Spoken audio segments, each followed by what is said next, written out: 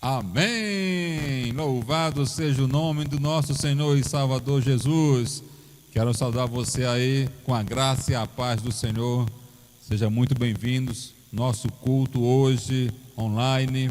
Eu quero fazer a leitura aqui do Salmo 84, que diz assim: Quão amáveis são os teus tabernáculos, Senhor dos exércitos. A minha alma suspira e desfalece pelos atos do Senhor. O meu coração e a minha carne exultam pelo Deus vivo. O pardal encontrou casa e a andorinha ninho para si, onde acolhe os seus filhotes. Eu, os teus altares, Senhor dos exércitos, Rei meu e Deus meu. É muito bom estarmos aqui nesta noite para adorar o Senhor na beleza da sua santidade. É muito bom estar aqui sabendo que a nossa casa pode ser o templo de adoração. O nosso lar pode ser o local onde estamos adorando e louvando ao Deus Criador. Então, nesse momento, eu quero convidar você a juntos orarmos a esse Deus maravilhoso que nos dá a vida, a respiração e tudo mais. Oremos. Meu Deus e Pai, nós te agradecemos pela oportunidade que o Senhor nos concede de estarmos aqui para transmitir a tua palavra e para cantarmos louvores ao teu nome. Que tudo seja feito, ó Deus, para a tua honra e para a tua glória, e que a tua igreja seja edificada, que a tua igreja seja cada dia fortalecida em tua palavra. Esta é a nossa oração, em nome de Jesus. Amém. Agora nós iremos passar para o momento de louvor, e eu quero convidar aqui os irmãos do grupo de louvor. Que Deus abençoe a sua vida, em nome de Jesus.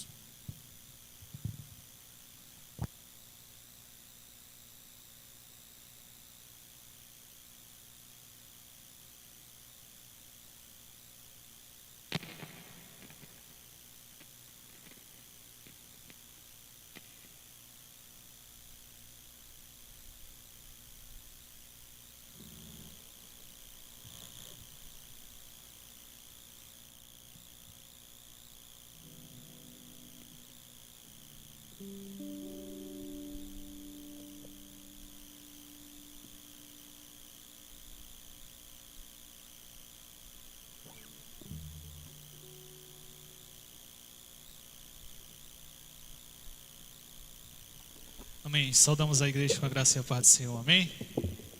Amém.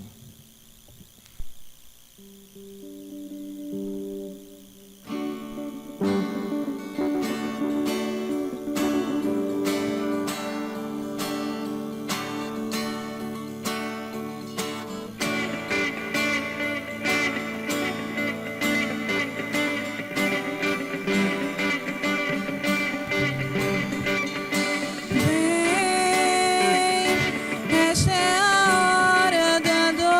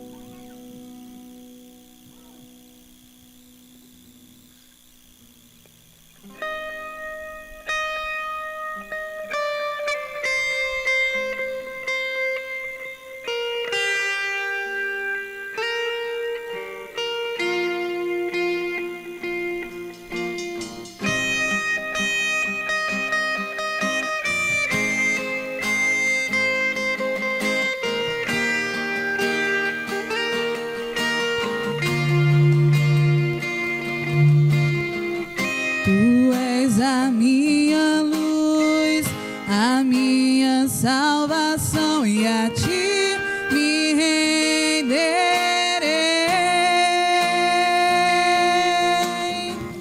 Se ao teu lado estou, seguro em tuas mãos, eu nada temerei.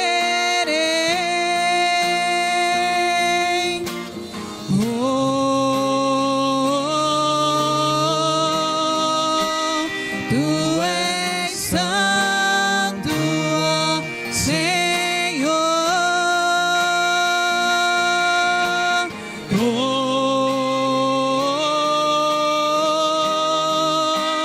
Tu és digno de louvor. Só em ti confiarei, eu nada temerei.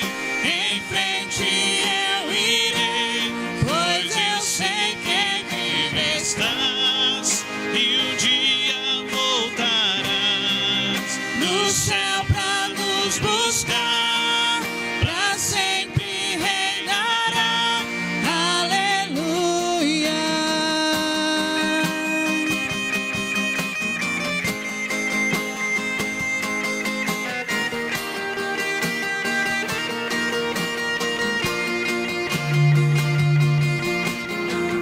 Tu és a minha luz, a minha salvação, e a ti me renderei.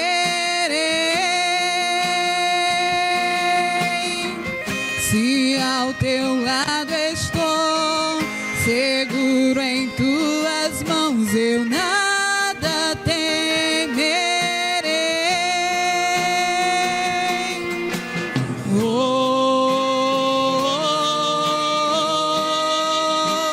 Tu és santo, ó Senhor.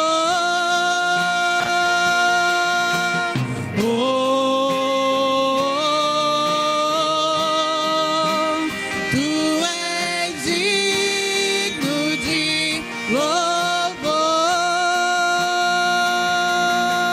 Só em ti confiarei, eu nada temerei. Em frente eu irei, pois eu sei que vivo estás, e um dia voltará no céu pra nos buscar, pra sempre reinará. Aleluia.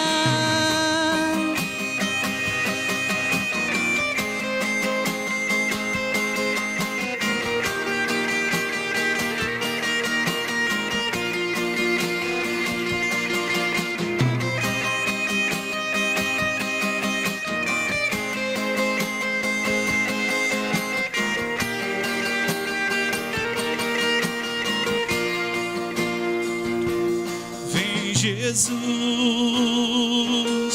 vem Jesus, Maranata, ora vem Senhor Jesus. Vem Jesus, vem Jesus,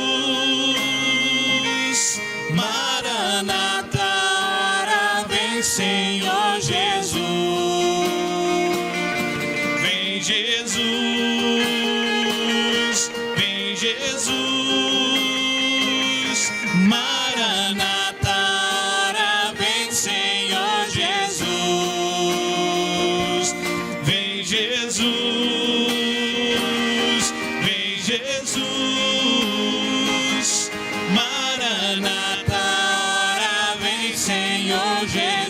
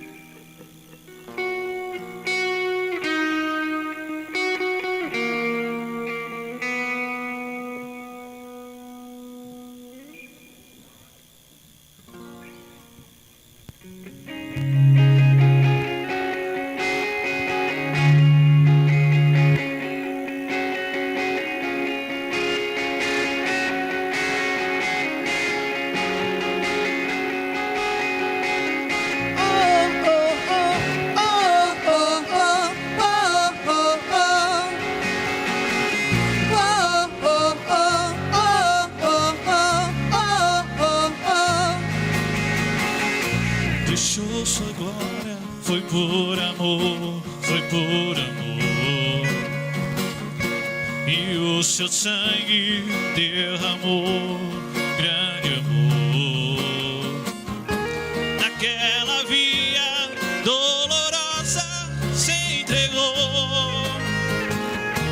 Eu não mereço, mas sua graça me alcançou. Eu me rendo ao seu amor. Eu me rendo ao seu amor. Eu me rendo ao seu amor. Eu me rendo, eu me rendo. Deus Emanuel, Estrela da manhã, Cordeiro de Deus, pão da vida, príncipe da paz, grande El Shaddai, Santo de Israel, luz do mundo, Galileu. Jesus, Jesus, Galileu. Jesus, Jesus, Galileu. Jesus, Jesus, Galileu. Jesus, Jesus.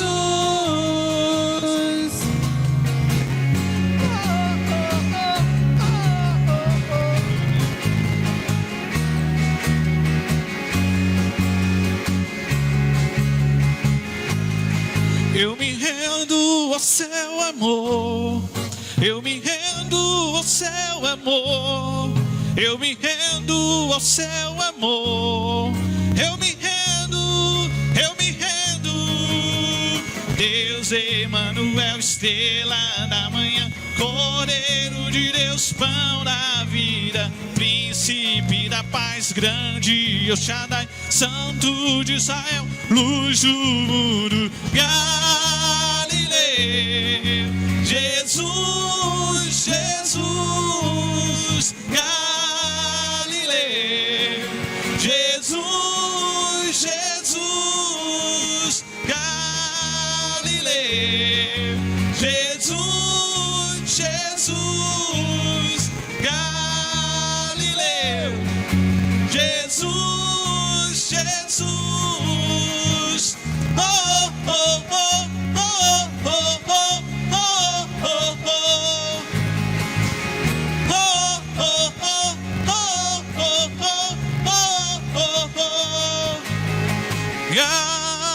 Galileu, Jesus, Jesus, Galileu, Jesus, Jesus, Galileu, Jesus, Jesus, Galileu, Jesus, Jesus.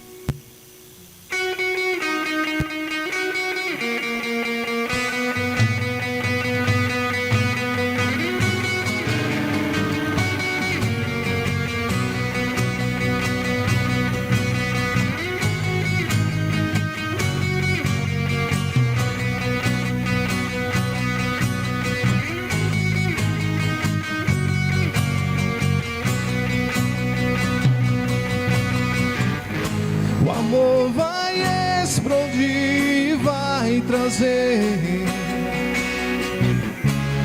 vida aos mortos. Eu quero ver essa revolução.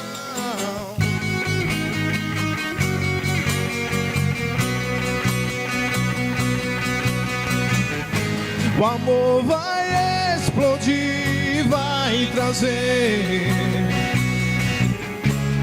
vida aos mortos. Eu quero ver essa revolução. perdido em tua liberdade. Esse mundo vencerei. Meu Deus não está morto, vivo está aqui dentro de mim, rugindo como um leão. Meu Deus não está morto, vivo está aqui dentro de mim, rugindo como um leão. Ele ruge, ele ruge, ele ruge como um leão. Ele ruge, ele ruge, ele ruge como um leão. A esperança cresce, as trevas fugirão. Minha fé está morta, eu necessito de ressurreição. Perdido em tua liberdade. Esse mundo vencerei.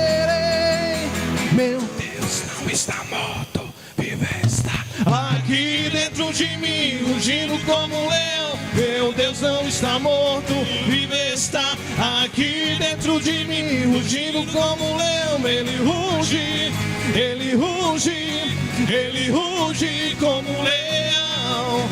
Ele ruge, ele ruge, ele ruge como um leão. Ele ruge, ele ruge, ele ruge como um leão. Ele ruge, ele ruge, ele ruge como um leão. O céu vai subir e o fogo cair. O pão vai tremer com o som do avivamento. O céu vai rugir e o fogo cair. O chão vai tremer com o som do avivamento. O céu vai rugir e o fogo cair. E o chão vai tremer com o som do avivamento. Meu Deus não está morto, vivo está aqui dentro de mim, rugindo como um leão. Meu Deus não está morto, vivo está aqui dentro de mim, rugindo como um leão. Ele ruge, ele ruge, ele ruge como um leão. Ele ruge, ele ruge, ele ruge como um leão.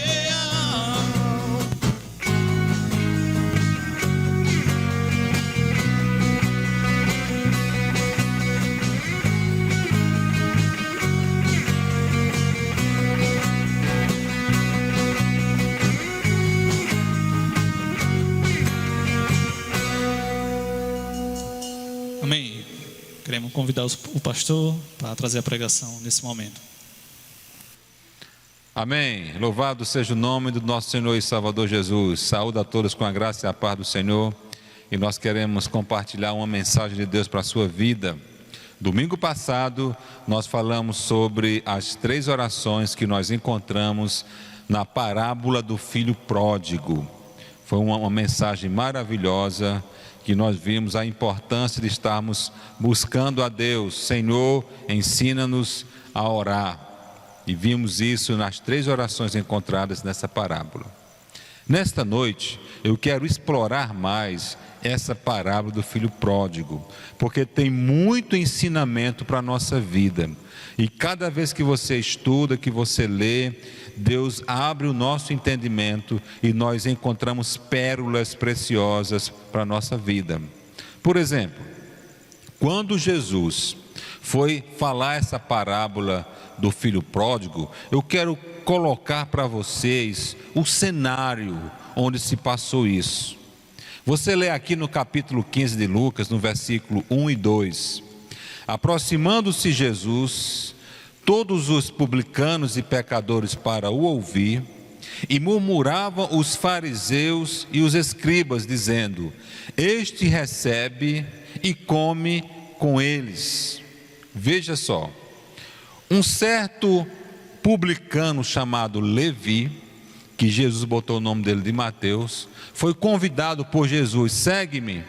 Então Levi deixou lá a coletoria e seguiu a Jesus. E ele ficou tão lisonjeado com aquilo, tão agradecido a Jesus, que o convidou para ir para a sua casa. Você pode ver isso em Lucas capítulo 5, versículo 29 e 30. Então Jesus foi para a casa de Levi, e Levi convidou os seus amigos. Levi era publicano. Você acha que quem eram os amigos dele? Outros publicanos. E publicano não tinha uma boa reputação. Então publicanos e pecadores estavam lá dentro da casa de Levi, e Jesus estava lá com eles. Eu quero que você mentalize isso: uma casa, todos na sala lá da casa de Levi, e Jesus lá conversando com eles. Em seguida, os fariseus e os escribas chegam à porta da casa e dizem assim: olha, falando por discípulos de Jesus, olha, o teu mestre come com publicanos e pecadores. E Jesus ouviu isso. Aí acontece que Jesus, ouvindo isto, ele conta essas parábolas aqui: a parábola da ovelha perdida, da dracma perdida e do filho pródigo. É interessante que esse capítulo é conhecido como o capítulo dos perdidos e achados. Perdeu-se uma dracma, perdeu-se uma ovelha, e no caso aqui, perdeu-se um filho. E essa parábola do filho pródigo, ela veio para cutucar os fariseus e publicanos. E eu vou dizer aqui para vocês como foi. Continuou: certo homem tinha 2 filhos. O mais moço deles disse ao pai: pai, dá-me da parte dos bens que me cabe. E ele lhe repartiu os haveres. Irmãos, isso no Oriente Médio nunca poderia acontecer. Como é que o filho mais moço tem a ousadia de chegar para o pai e dizer: pai, me dê minha herança? Porque, irmãos, até nos dias de hoje, a herança só é legítima na morte dos pais. Aí sim, a herança pode ser repartida. Mas enquanto os pais estão vivos, os filhos não têm direito a herança nenhuma, porque os pais estão vivos. E é interessante que 2 filhos, o mais moço tem essa petulância. Então, acontece que o pai lhe repartiu os haveres. Ele, em posse da sua herança, ele deve ter vendido tudo e trocado, transformado toda a sua herança em moedas, botou lá dentro dos sacos lá, carregou o jumento lá e saiu estrada fora. Como diz aqui, passados não muitos dias, o filho mais moço, ajuntando tudo o que era seu, partiu para uma terra distante e lá dissipou todos os seus bens, vivendo dissolutamente. Olha, ele não demorou, ele não perdeu tempo, porque eu acho que esse filho aqui estava pensando que a sua vida lá na fazenda era uma vida monótona, era uma vida sem graça, que ele queria mesmo era sair para aproveitar a vida. E esse pensamento está na cabeça de muitos jovens hoje. Eles cansam de ter paz, cansam de ter felicidade, cansam de ter uma vida boa em sua casa e querem se aventurar nesse mundo. É interessante que lá a Bíblia diz que ele, longe, uma terra distante, ele dissipou todos os seus bens, vivendo dissolutamente. E essa palavra dissolutamente, irmãos, significa que ele caiu na gandaia, ele caiu na farra. É impressionante a inclinação humana. Nós, com muita facilidade, pendemos para o mal. Por quê? Ele não pegou todos os seus bens lá e não fez investimentos, não comprou algo que logo valorizasse e ele se tornasse um homem rico e próspero. Mas não, ele foi lá e queimou tudo vivendo dissolutamente. É interessante que depois dele ter consumido tudo, sobreveio àquele país uma grande fome, e ele começou a passar necessidade. Olha como a coisa está ficando difícil para ele. Ele não tem mais nenhum centavo, ele gastou tudo que tinha e agora ele está na miséria. Ele está na situação difícil. Irmãos, olha, a vida desse jovem são altos e baixos. Então ele foi e se agregou a um dos cidadãos daquela terra, e este o mandou para os seus campos a guardar porcos.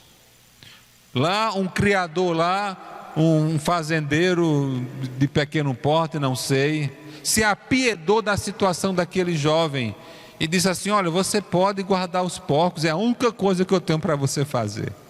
Irmãos, e aqui é o estágio mais baixo que um judeu pode fazer, pode chegar a guardar porcos, porque o porco, de acordo com o livro de Levítico, é um animal imundo, tem unha fendida, mas não rumina, e de acordo com a lei dos animais puros e imundos, não era nem para tocar nesse animal, era imundo.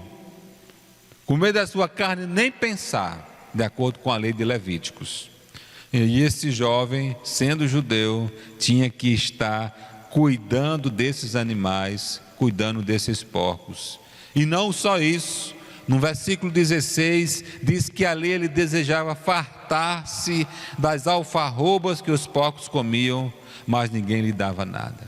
A única coisa que ele tinha para suprir a sua fome, negócio sério, irmãos, negócio sério, era comer da lavagem que chegava para os porcos. Ele competia com o melhor que vinha para os porcos para poder comer alguma coisa que o mantesse vivo. Olha a situação deplorável.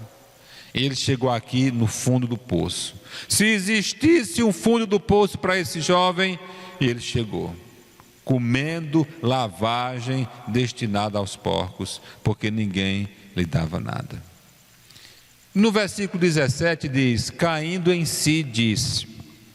Esse caindo em si, irmãos, é quando o senso da pessoa assinala, dá um sinal, diz: rapaz, o que é que eu estou fazendo? Esse caindo em si é quando a pessoa diz: o que é que eu estou fazendo? Por que é que eu estou aqui? Por que eu estou nessa situação tão deplorável? Quando ele cai em si, ele é como se ele saísse de si e visse a situação em que se encontrava. Ele diz: não, aqui não é lugar para mim não. Não é para eu estar nessa situação. Aí, irmãos, ele lembra do passado.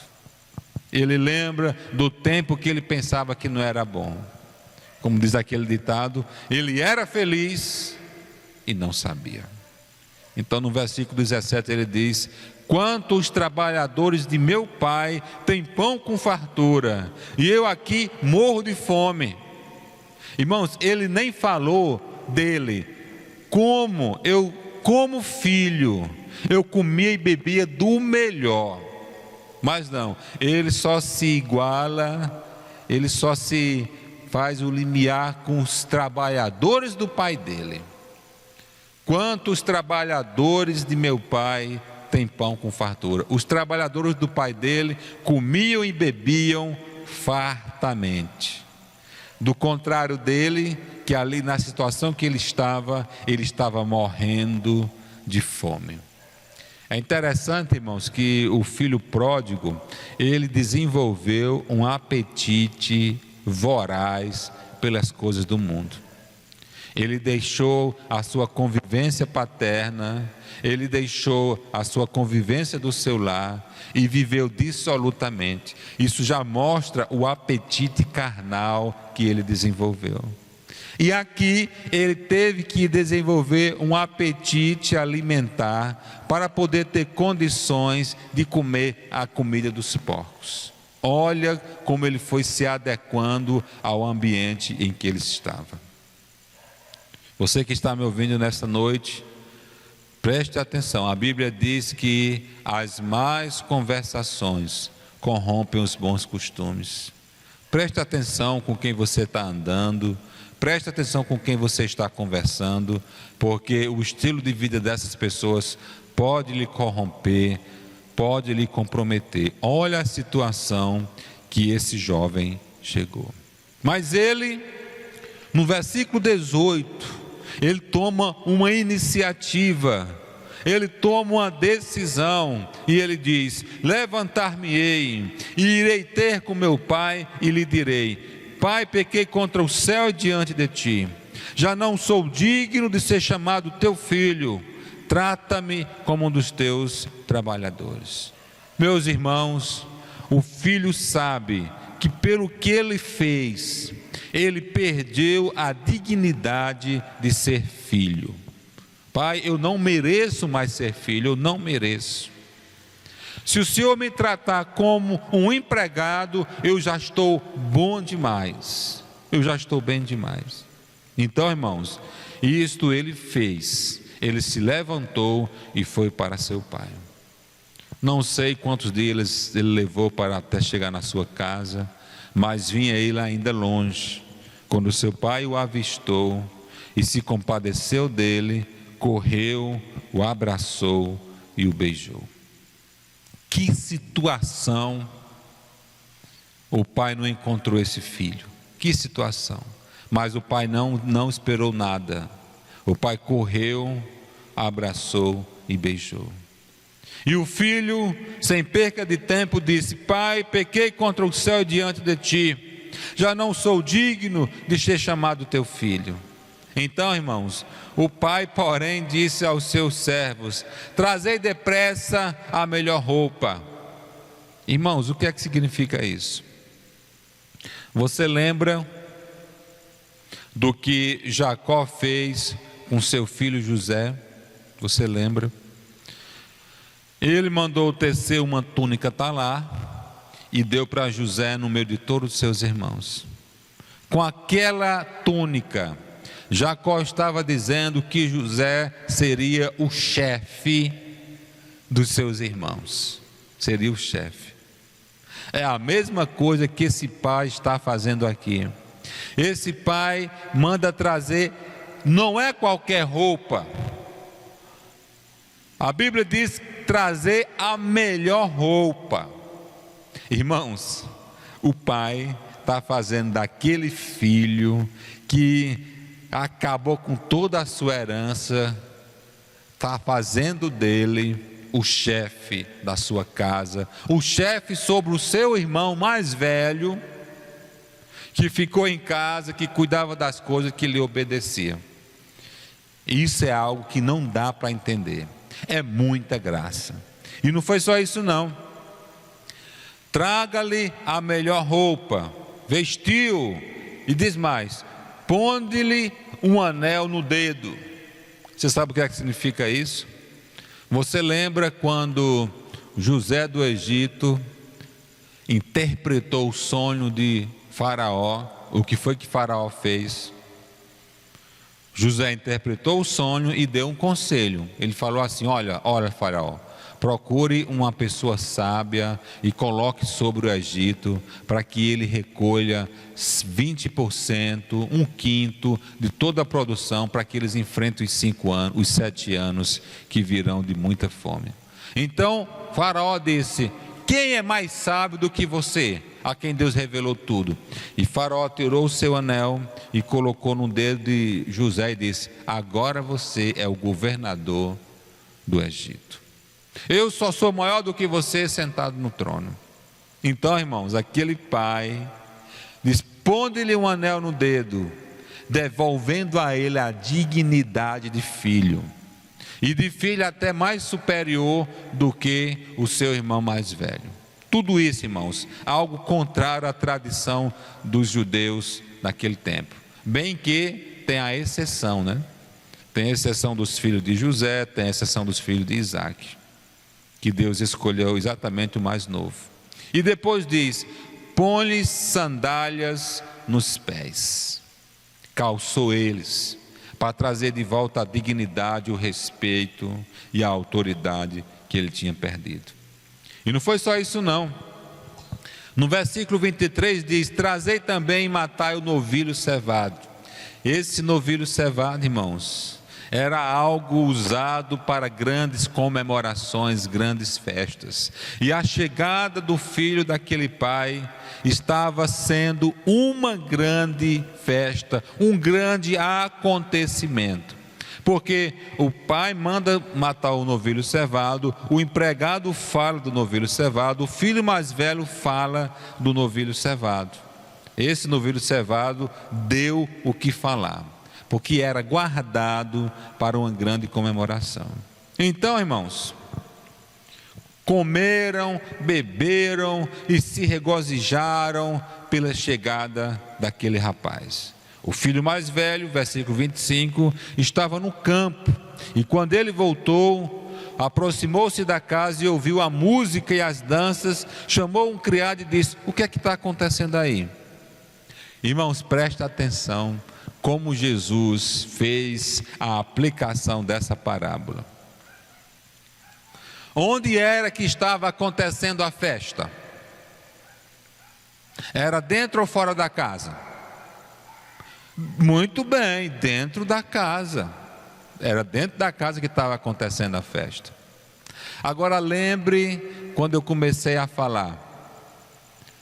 Onde era que Jesus estava com os publicanos e pecadores? Era dentro ou fora da casa?